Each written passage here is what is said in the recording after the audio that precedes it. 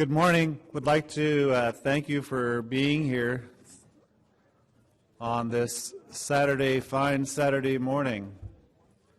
It's a good morning, isn't it?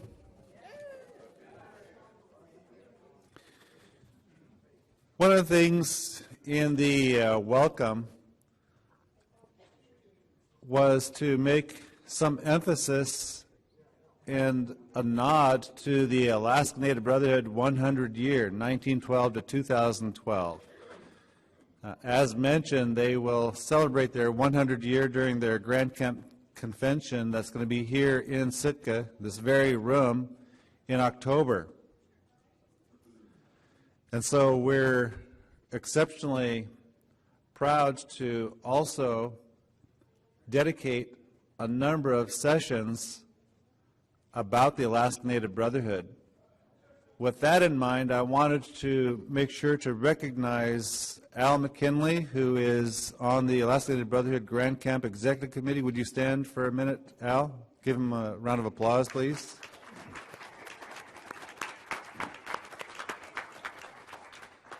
Thank you, Al.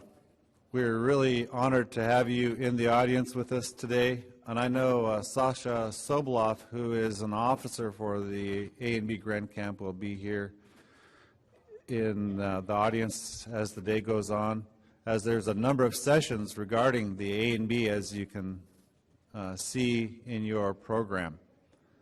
We also had Selena Everson, that has been in the audience off and on, and as she gets here today, we'll also make sure to recognize her as we did Brother Al.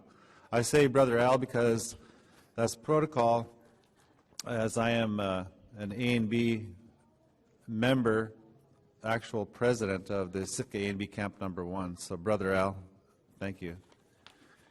We wanted to say a couple of quick acknowledgments. C-Mart Grocery, thank you for providing a financial contribution, which ended up being some orange juice and some fresh fruit and some bagels, cream cheese. So please feel free, if you would like a little bit of nourishment, to have some of that.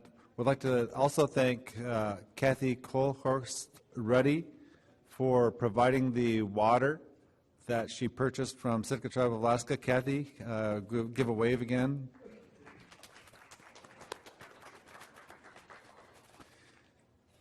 And now, without further ado, I would like to give some real honored introduction to a gentleman who has worked with the Tlingit Tribes and Clan Conference from its inception, and who has worked with Brother Andy, who was the visionary of getting the Clan Conference going, who has done research about Alaska Natives, the Russian Orthodox Church, and the Alaska Native Brotherhood.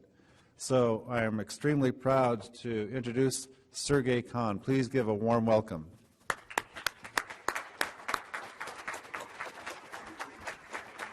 Thank you, Jerry. Thank you very much, Jerry.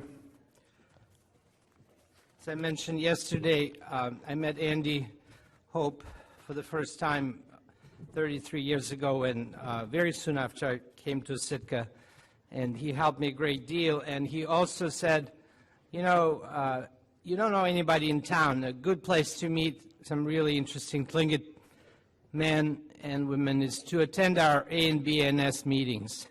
So he got me to come to the meetings and join the organization, as it is open to non-native people. And we talked, ANB history was not my main focus. I was looking at other things, but you can't avoid discussing ANB, and Andy and I had long conversations about ANB, particularly in relation to the topic of my presentation, the position that the Alaska Native Brotherhood took on the old customs or Aboriginal customs, some of the things that Steve Haycox was talking about. And we have some disagreements, I think, but it's going to be touched upon in several papers, also Steve's, I think. So Andy Hope, his name comes up a lot. He was also a good friend, so I still miss him very much. But I love the family, and Jerry's mom, Jerry's sister Kathy. All of them are very dear. This session, I actually organized it because I think in this year you can't not talk about ANB and ANS, and also you have to. But this is a new area, somewhat new area to me, although I did discuss ANB and the churches in my book, Memory Eternal, Tlingit Culture and Russian Orthodox Christianity. I just want to tell you our plan is to have 3 papers this morning before the break. My paper on Philip Drucker's study of the ANB, what the field notes can tell us. So I'm going to look at his unpublished field notes, which are in the Anthropology Archive in D.C. Then we have Diane Purvis talking about, the title of her paper is We Will Not Stop the Fight, and it's on labor unions, right? Fishing unions. And then there's a little change. Steve Hendrickson is busy in the afternoon, after 10:30 to noon period, so he will go first to talk about William Paul, and then Kim Metcalf will talk about ANS after the break. But to have 3 papers, give him sufficient time, we're going to go a little over 10 o'clock, but I think that's all right. It's not a problem. So Philip Drucker indeed is the only anthropologist who's written a short book, or a long essay, if you will. It's about 70 pages, published in 1958. It's actually only half of it is an ANB. The other half is about Native Brotherhood of British Columbia. And I think we forget that our Tlingit, cousins and distant relatives across the border, along the coast, at least culturally related, the Kwakwaka'wakwa, the Tsimshians, other groups. They had a similar organization established in the 20s and clearly influenced by the ANB as an institution. In fact, Drucker, who had worked in British Columbia before coming to Alaska in 52, 53, and 54 to do this research for this book, he had worked with the Kwakwaka'wakwa, known as Kwakiutl before today's times. So he knew them better. He also worked with the Nootka or Nuu-chah-nulth on Vancouver Island.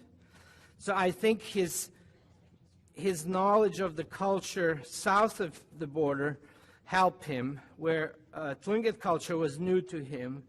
There are some interesting insights in his published book as well as his notes, but I think there are also errors, and I'm going to point out the errors, or just lack of time. He was in the field, as we say, fairly briefly. He would come into Juneau, talk to a few people, like Walter Sobolev, for example, Cyril Zubov, have a few interviews, then fly into Angoon, Huna, Cake, Wrangell, I think. He never went to Sitka, and Yakutat. And it's not his fault. He had limited funds and limited amount of time. But these were short conversations. They weren't the kind of research that we try to do, at least when we have the time and some funding, spend a year in the community. That's what a number of us did, including myself. I lived here in Sitka for a year and kept coming back. Philip Drucker had other things to do, and he worked for Bureau of American Ethnology in D.C., so he had a day job.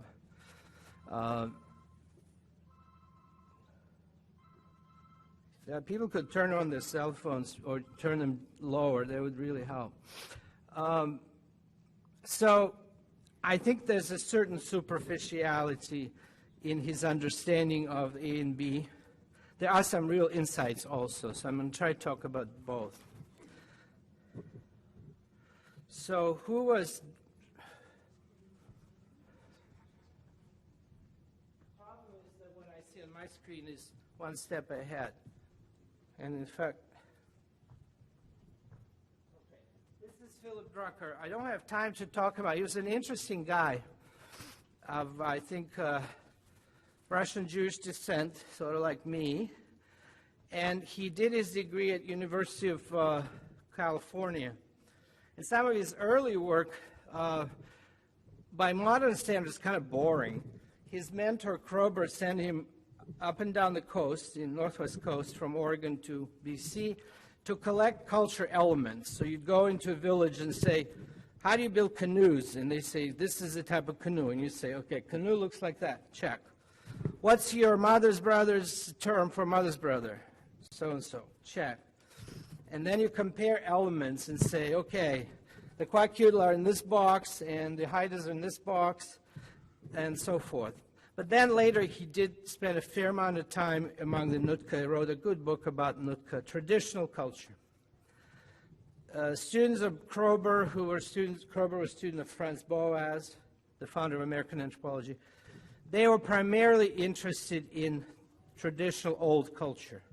They would seek out older native experts and talk to them. And it's valuable field work, valuable books. We still look at them to understand the ways of the native people. Swanton was like that, and even there are mistakes in Swanton, but some of his data is very valuable, like the information about Gush Tahin and the killer whale hat that we talked about.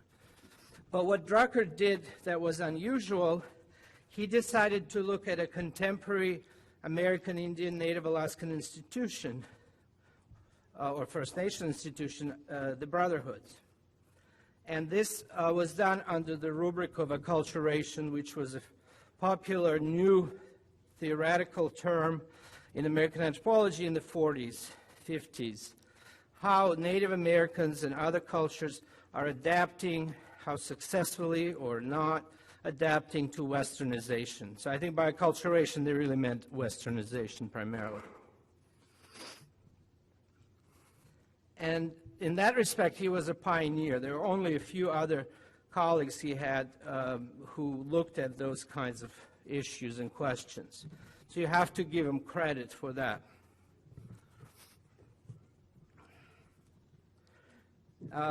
After he did this book, he did another study, but then ended up living in Mexico, married a Mexican woman, and kind of dropped out of academia to some degree.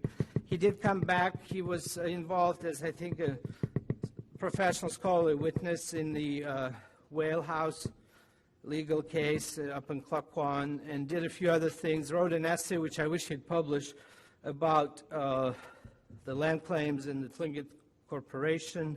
Died in '82. One last comment. It's very interesting. In his field notes, there are occasional places where he talks about or records what people are telling him about controversial issues like witchcraft or marriages that were not proper by traditional standards. He must have been a little nervous that somebody could, from the native community, could see it. And he's writing in Spanish.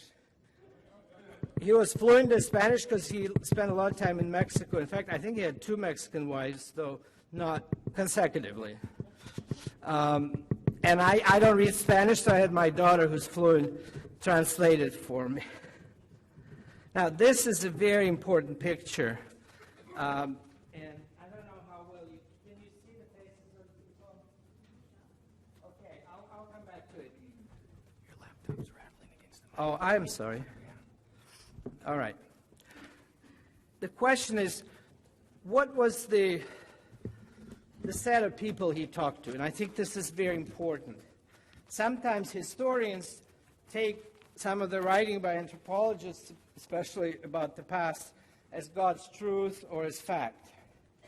We know, of course, that both historians and anthropologists, when they write, it's not God's truth. It reflects, in part, the times and the sources they use, whether they're archival or oral. Now that we've looked at his field notes, which are not as rich as I had expected. Frederica de Laguna's notes, for example, on Yakutat are really rich, and in some other places where she worked. Angoon also, pretty good field notes.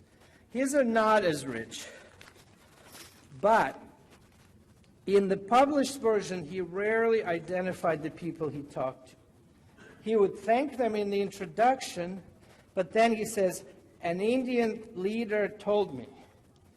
A Presbyterian minister who is Tlingit was struggling with his consciousness on whether to give the potlatch or not.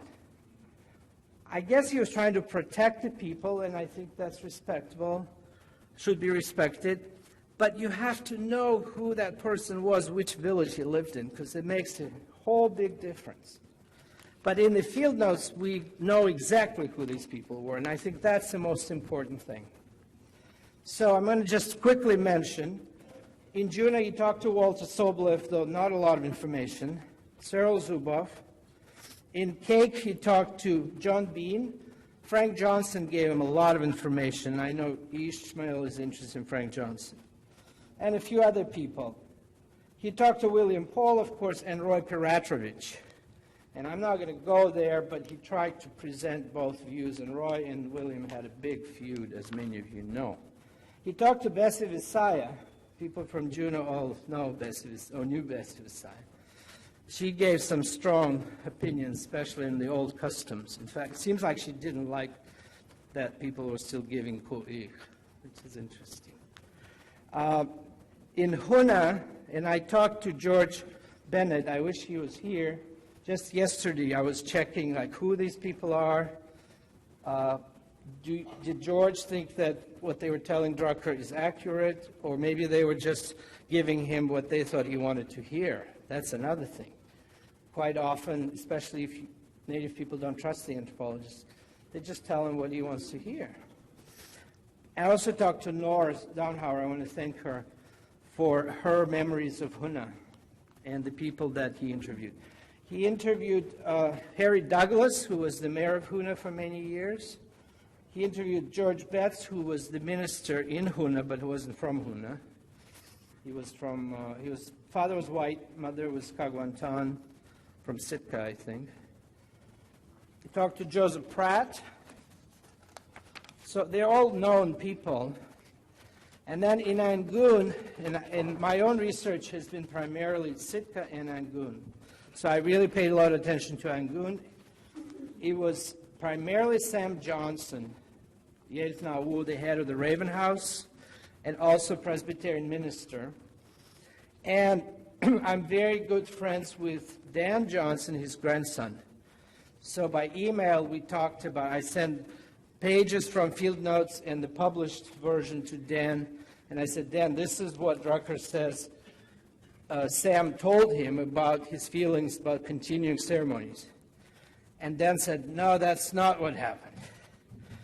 Now, Dan is not here. I wish he was. It could be that, when grandchildren look back at their grandparents' life, they also, there are certain things that they see in a different light. But I trust that in the family history, there are facts that Sam was not sharing with this anthropologist. So I think this is like a gold mine that I hit. The other person he talked to is also very important, is Patrick Paul. Unfortunately, and I knew Patrick, Andy, of course, is his nephew. At the time, in the early 50s, Patrick was the mayor of Angoon. So unfortunately, they didn't talk about old customs, they talked about village politics. But there's some interesting things there. And the one thing that struck me was Patrick constantly said, my uncles told me to be mayor. My uncles told me to vote this way, to do this for the village. So he's talking about contemporary politics, but he's emphasizing that he's acting like a good Tlingit nephew. So I like that a lot in terms of persistence of culture. Okay, there is a bias in Drucker's sample, if you wish. They were primarily people in official positions in A and B or Presbyterian Church, which by, for example, he says all founding fathers were Presbyterians. We know that's not true. There were two Orthodox men, Paul Liberty and Eli Katnook. Also, they were primarily A and B, big, Grand Camp kind of level leaders, former or current officers, not the village level presidents or active people who, so they're more likely, at least some of them, to be ambivalent about combining traditional culture and Christianity. So his sample's a little skewed, to say the least. And I found this picture, and what's really interesting is this is the meeting of the Alaska Presbytery in Wrangell in the mid-40s, and it has 5 people at the top. Walter Sobolev, this is Walter's mother. It has Cyril. Cyril, somebody can tell Cyril that he's a handsome young man. And he must have been, he was 22, so he was 24. This is George Betts. This is Sam Johnson. Sam Johnson. George Betts.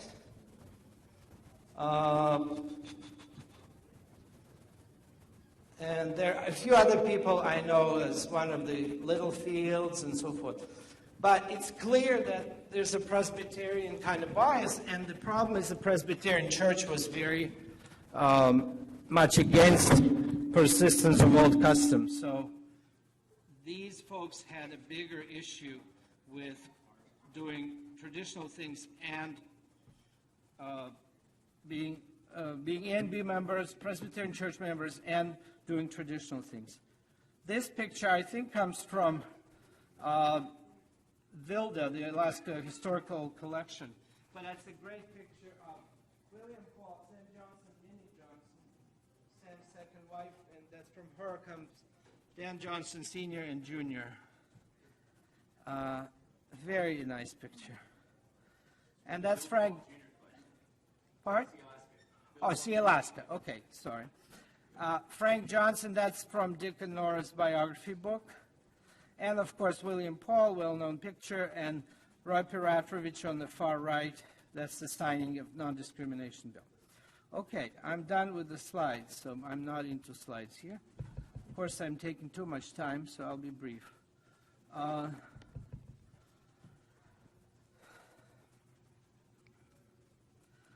So,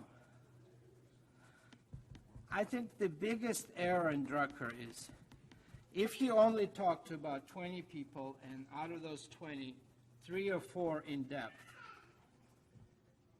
I don't think he could not make the assertion in the end that he says, many Indians, and this is 1952-54, many Indians still accept wholesale the Presbyterian Church and the missionaries' very negative view of the ku'ik, the potlatch, and see it as a major impediment to their progress. These kind of gross generalization that doesn't distinguish between different villages, between different families, I think it's a major error. It's not justified. He couldn't, unless somebody told him that. It's possible one of these consultants, informants told him that, but it's wrong. We know that. Some southern Tlingit villages, I think, did stop ceremonies, and that's why I think that it was lost in the Ketchikan area, Wrangell area. But Angoon never stopped. We know that. Huna, Sitka, depending on, the cottages, the village never stopped, absolutely. The Orthodox families never stopped. So you got to look at factions, not at the level of Tlingit nation, but village, family, and even individual. You'd have one man who stayed away from ceremonies, at least for a while, and his brother is still doing it. So that concrete level of understanding the culture from the individual and family point of view that anthropologists try to get at least I think really serious anthropologists, that's lacking in Drucker, and I think it's sometimes lacking in historical research about Alaska. I think so that's my main disagreement with Drucker and criticism. Where he was right that he says the founding fathers 1912 were opposed to old customs. I think they were, and William Paul confirmed that. except I think they maybe varied on how strongly opposed they were. It's hard to know because that's a long time ago, but their families, when I was here in 79, you could still talk to some of their close relatives. Some were totally opposed, some were opposed to certain customs, but not all of them. And Drucker says, and I think Steve said yesterday, that ANB would criticize the Ku'ik, but would never criticize the clan system. And the two are like that. He also is correct in saying that ANB was never totally opposed to traditional culture and was very inconsistent. And I don't have time, but he has a whole interesting section, which is stuff that a lot of you who live here and are Tlingit or know Tlingit culture know this, but number of people complained to him, those who were critical of traditional ceremonies, like George Betts. He was very critical. And said, ANB is responsible for this softening of our attitude, of our organization towards traditional ceremony, because we use certain parts of the potlatch or protocol to raise money. And he gives nice examples of, for example, when the meeting was in Klawak, I think, one of the elders there said that I'm one of the clan leaders and I invite people to Klawak, I'm going to host them, feed them. He passed away right before the convention, Grand Camp Convention. So his relatives, his clan relatives at the convention got up and said, our uncle died right before you came, so we have to donate money to ANB in memory of our uncle. But they gave a lot of money. So that's classical. I mean, we saw that last night. Money to the Andy Hope Memorial Scholarship. So they were doing it in memory, or somebody clearly wanted to give money to ANB, but also kind of show his, he knows Tlingit culture. So there's in his field notes, it's not in the book, he says this gentleman, I forgot his name, he was flirting with his father's, aunt, auntie, on the opposite side. And he was doing it like embracing her, so she was kind of embarrassed. So the next day he says that to wipe out her embarrassment, he was going to have a feast, a small feast, and also give $500, which was a lot of money in the 50s, to the ANB. And they're example after example. And so George Bessie Visaya, who I guess was kind of not happy with that kind of practice, they kept saying, we're allowing this, so of course people now feel that there's no contradiction between ANB and Ku'ik. And Drucker understood that, so I think that's, of course, thanks to the people he talked to, but he got that right. So I'm going to wrap up soon, but I wanted you to look at the field notes just to get a feel. This is Joseph Pratt, for example. What's really interesting, and that's in the book, but the field notes are more detailed on this. Some of the people he interviewed who were either very positive about Ku'ik and old culture or were coming around to it, they gave him explanations of how they reconciled the two, or I think they already reconciled in their mind, but they wanted to explain to missionaries and this white guy. So Pratt gives him this. He says, the potlatch is our history. If we stop doing it, we're going to lose our history. Then he says, and white people have banquets. Why can't we have banquets? Then he does another thing. He says, I read the Bible. I know the Bible. Christ said, feed the poor and the hungry. In our parties, we feed everybody, including the poor and the hungry. He's being very clever. So Sam Johnson, there's the last example I give. Sam Johnson, according to Drucker, he didn't want to be the head of the Raven House because he's Christian. At least the church told him he shouldn't be involved in old custom. And so he had problems with being the head of the Raven House. Pass it around, please. So according to Drucker, the elders who, he had the right pedigree and the right age to become the next caretaker and head of this very important house. So they invited him to a small party, they told him, to just talk about the Raven House.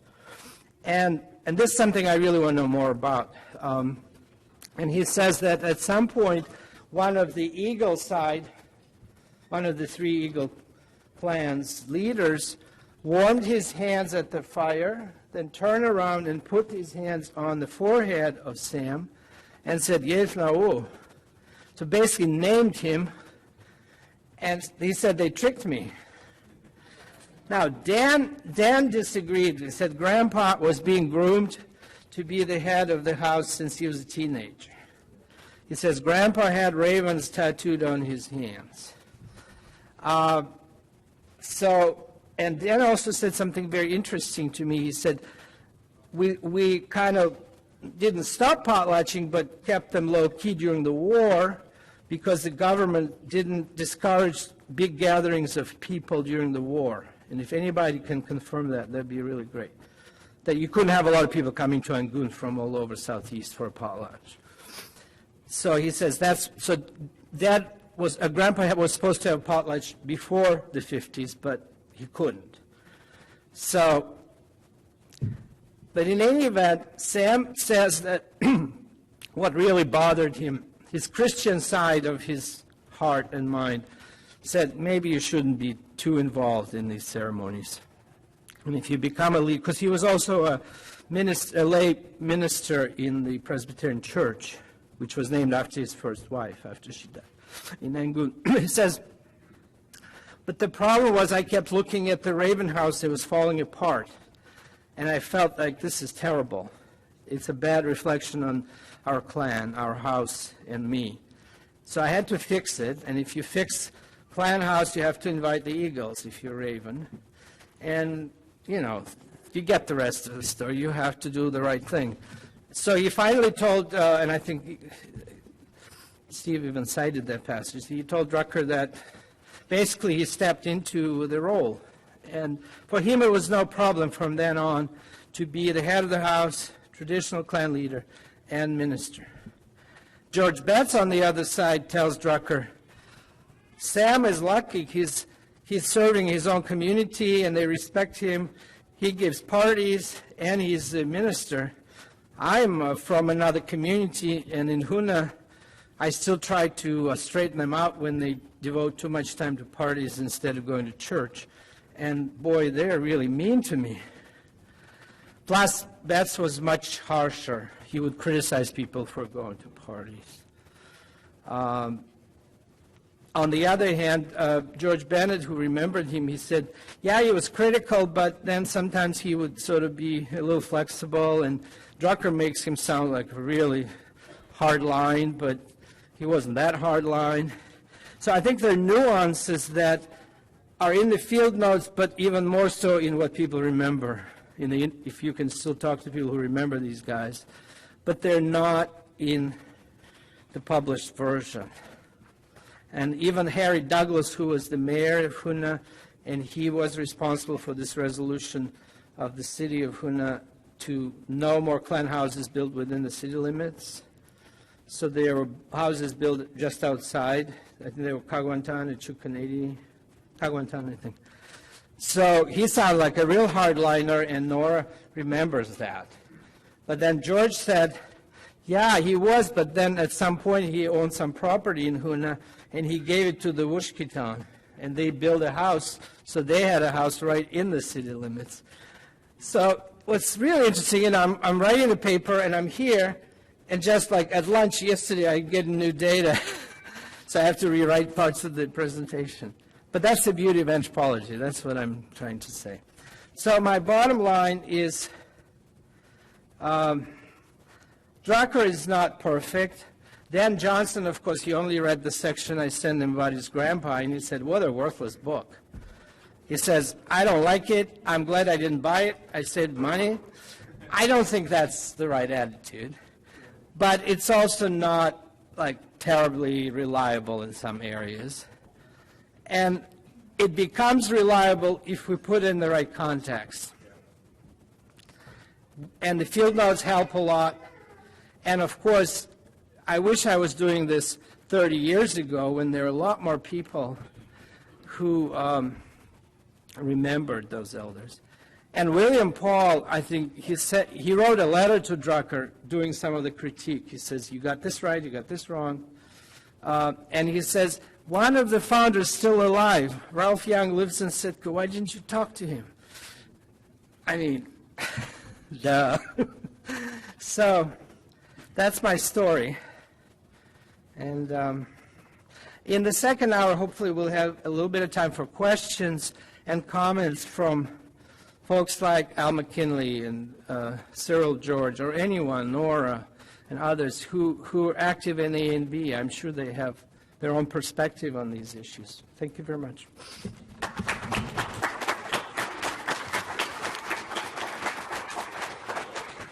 Our next paper by Diane Purvis, University of Alaska, Anchorage?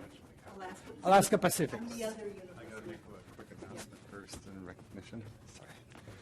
Sorry. So apologize for jumping in here real quick, but I did promise that when some of the grand officers of the ANB and ANS would be in the room, that I'd make sure to recognize them in recognition and respect of the 100-year celebration of the Alaska Native Brotherhood. I did recognize Al McKinley, who is on the executive committee.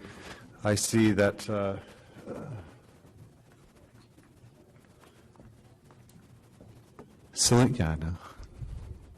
I know, Kim, that's why I got up here. Celine Everson, would you stand so we could recognize you, ANS Grand Camp, Alaska Native Sisterhood. Ethel Lund, is Ethel Lund here? Ethel, please recognize her.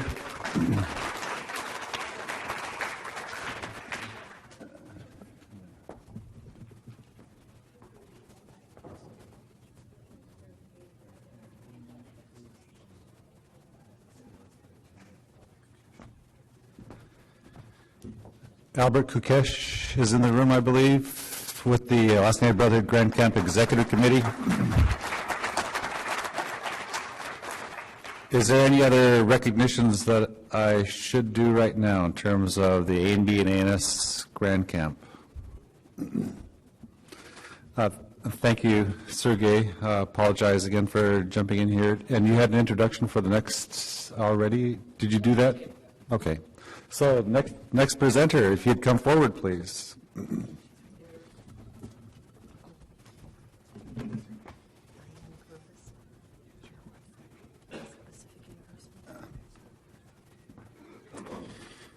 Please welcome Diane Purvis with the Alaska Pacific University.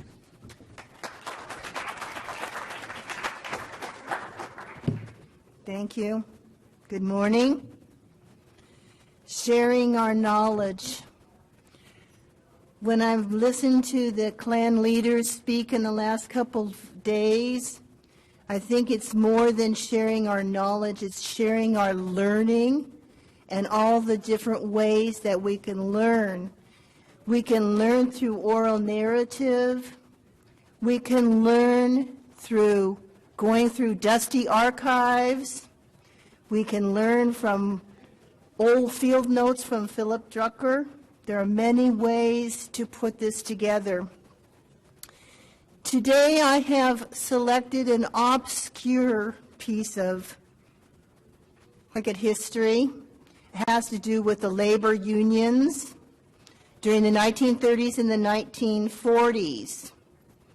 And by way of that history, it will also deal with William L. Paul Sr., who was a leader in the ANB union. If we look at Tlingit traditional life, we know it was a way of fishing. Fishing is more than just going and taking your net or your pole or your purse seine out there.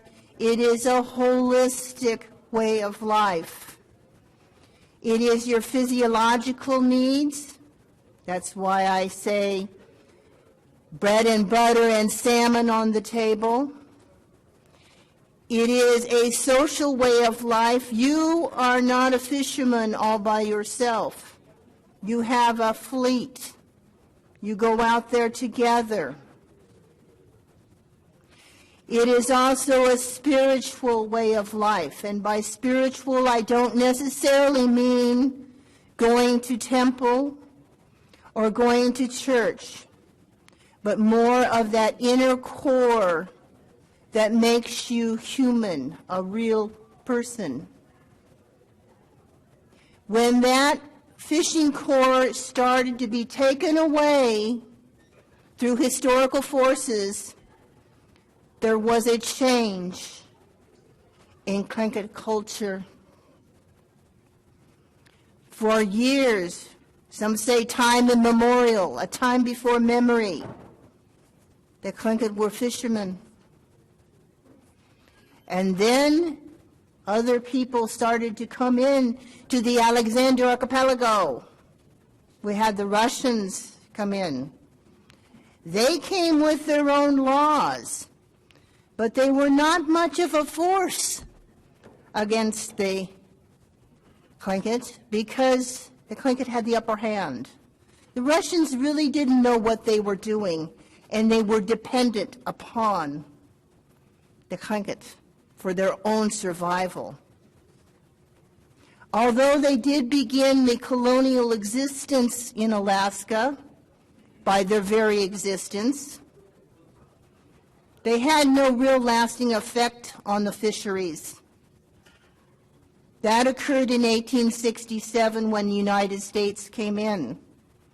At first, it was only the military that came in.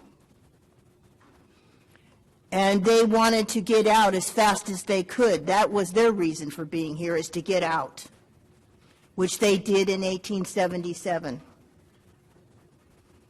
Slowly, the fisheries were being noticed in other parts of the nation, most especially Seattle and San Francisco.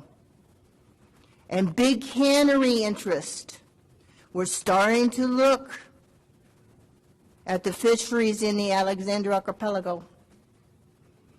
And they wanted a piece of the pie, so to speak. They came in with their capital and their fishing fleets and their canneries and their fish traps. Fish traps that could take whole runs of fish. And this was devastating to the economy of the Tlingit. And they wanted to do something, so they looked to their organization, the Alaska Native Brotherhood, which began in 1912. Let's see if my picture changes. This is a picture in 1914, one that's not often seen. The 1912 one is seen often, but not the 1914 one. The Alaska Native Brotherhood was put together to fight for social rights, and one of those rights was the right to their fisheries. And this picture comes from the Alaska Digital Archives. The rest of my pictures, except for the next one, come courtesy of Zach Jones at Sea Alaska. He's the archivist there. They looked toward the Alaska Native Brotherhood, and they looked toward the leadership there. Was in the form of Louis Paul, who Ben says I should say Louis Paul, and William L. Paul Sr. William L. Paul Sr. had the idea of a union for a long time. He published this in the Alaska Fisherman, which was the media of the ANB. And he called for everyone to come together to be part of this union to protect the rights of the people. And so the Alaska Maritime Workers Union was formed to fight for these rights. And they were a strong organization. In the meantime, the Depression hit. It did not affect Alaska as badly as other parts of the nation, but it did affect Alaska. The fishery was depressed. But what came on the wings was the New Deal. In Alaska, through the efforts of William L. Paul and Delegate Tony Diamond, the Alaska Reorganization Act was formed. It took care of villages rather than tribes, as was the norm in the lower 48. Out of this came the National Labor Relations Board in 1936, the same year as the ARA. And it was set in place to protect fishermen, to allow their union activities within the scope of the law, the federal law.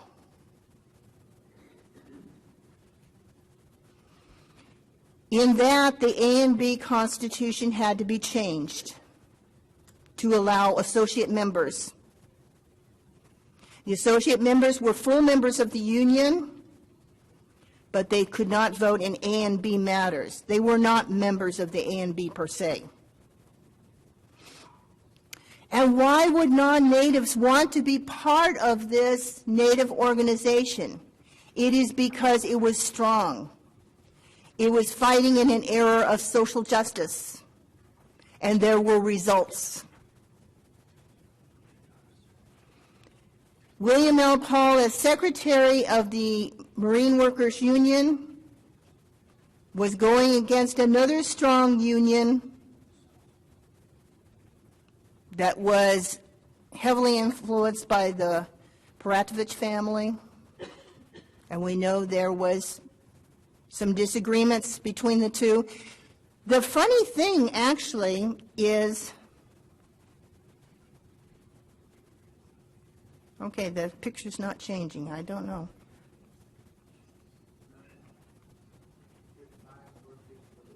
Okay, I won't worry about the picture. I'm moving that thing right there. Moving from the wrong direction. Okay.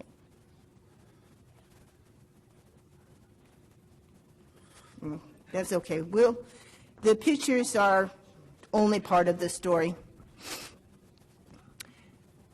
So we have the associate members who are voting for it. This union is strong.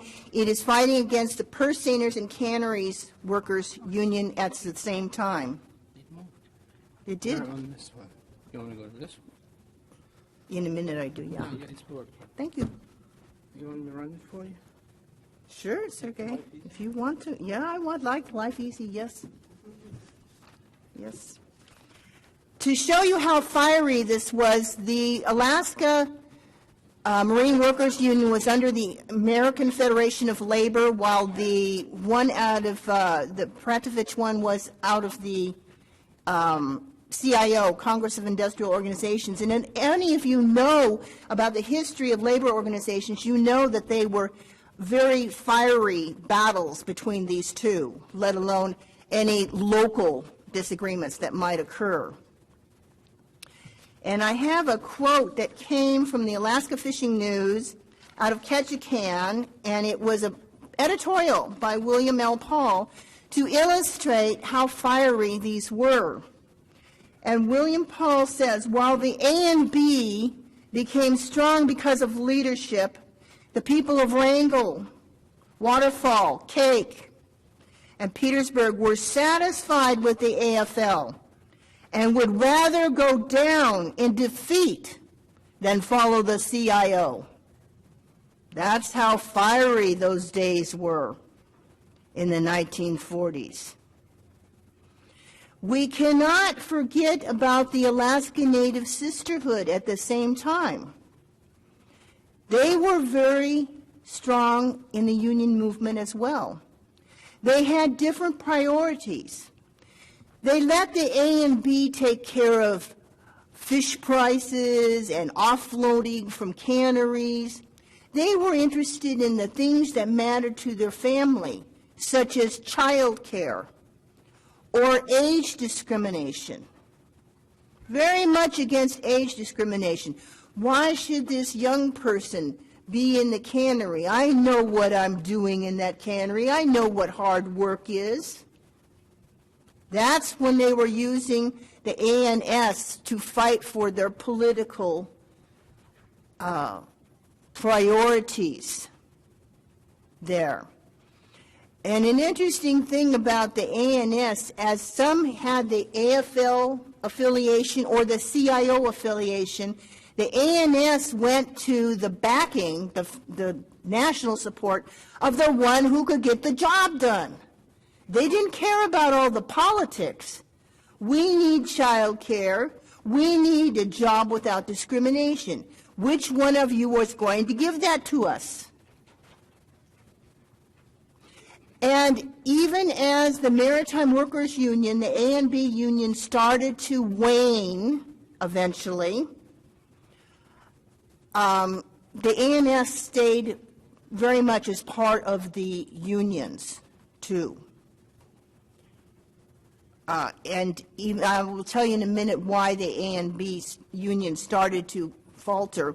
But with William L. Paul as the sort of guiding force in the Maritime Workers Union, it is interesting. He went beyond fishery prices. He went beyond offloading to canneries and against discrimination. He actually went and looked at the canneries and the housing situation, and it was deplorable. The people were living in this. The children were falling through from the second floor to the first floor. It was dangerous. It wasn't kept up. And he documented all of these in the next 3 or 4 slides I have. You can see those.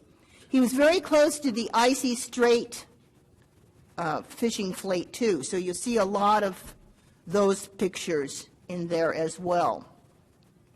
Now, why did the ANB union start to falter even though the nation was very big? It is because of the land suit that was going on. The ANB did not think that the union was so much their business anymore. Their business and their resources and their time were now being directed toward the land suit, which started at the ANB convention in 1929 and carried through into the 1960s before the final monetary compensation for the Tongass forest. That's where their resources were going. William L. Paul was busy himself, too. He had testimony in the Tlingit Haida jurisdictional suit. He had quite a bit of testimony. But as some of you know, he was also busy protecting the Wrangell area from the ravages of clear-cutters coming in who had 50-year contracts to come in, and he eventually took his case to the Supreme Court in Tihitan versus United States, which was a victory of sorts and a defeat of sorts. And I'm going to let Kathy Ruddy later today and Peter talk about the Tihitan case and what that meant. The Tlingit Haida Jurisdictional Act was finalized in 1959. Compensation was in 1968. And there were a series of events that went into them. One of them was the unions, the politicizing that went on with the unions, where people were working and acting together for a common cause against the outsiders that were coming in, creating Alaska as a colonial situation. And in the headlines, it would always read, Alaska for Alaskans. You see that in the Alaska Fishermen. You see it in other tributes as well.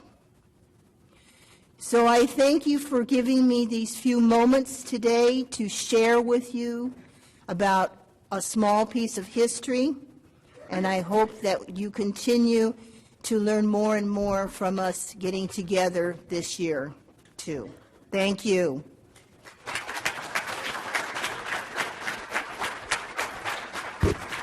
Thank you very much, Diane. Before I introduce the next speaker, just one important point that was left out of my talk, and really important to be fair to Drucker. The issue of Aboriginal custom and language, which ANB initially also emphasized English, of course, versus. In Drucker's book, it's just a few pages. There's a lot there on issues like labor unions, establishing reservations in Tlingit country or not. So there are a lot of political issues he discusses, and I think there he's on much more solid ground. And then the other thing that I think he did well, he actually was invited to attend the 1952 Huna Grand Camp Convention. And his observation there really interesting because he's watching, and his general conclusion is very positive about, or pretty much positive about ANB and what it has accomplished, particularly in the area of civil rights and so forth. So he, in areas where he could understand what was going on, where there was less secrecy or ambivalence, he did well.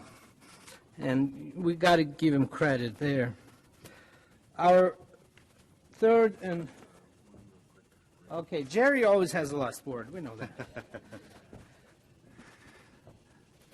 Thank you, Sergei. There was someone who had passed away, one of the clan leaders' mom, I believe. Harold had mentioned and brought it to my attention, so I wanted him to go ahead and give the information. And then Selena, I was going to call on you to give a prayer after Harold speaks about what occurred. So it was Rocky Chin, who was Duckdane Tom. It was his first time here to Sitka. His father had a heart attack last night, so he had to take off this morning.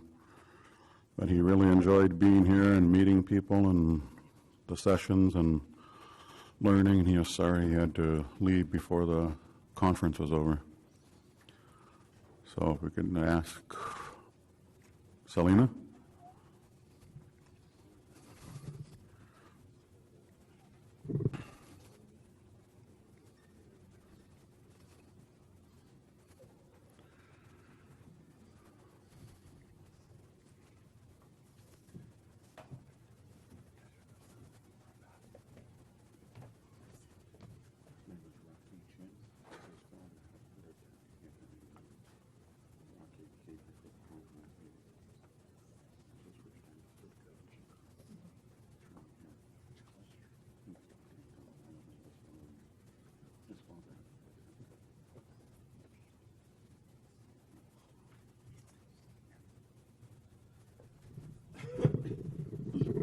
Shall we bow our heads?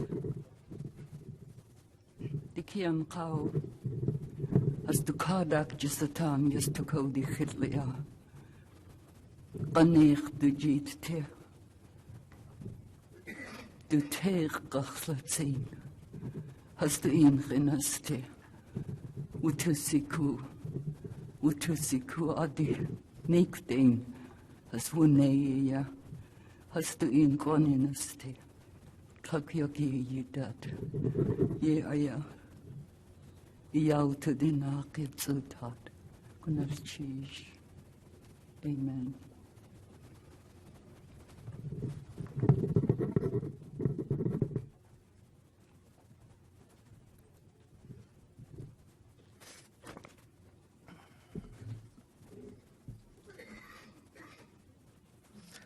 Our third speaker and the last one before we take a break.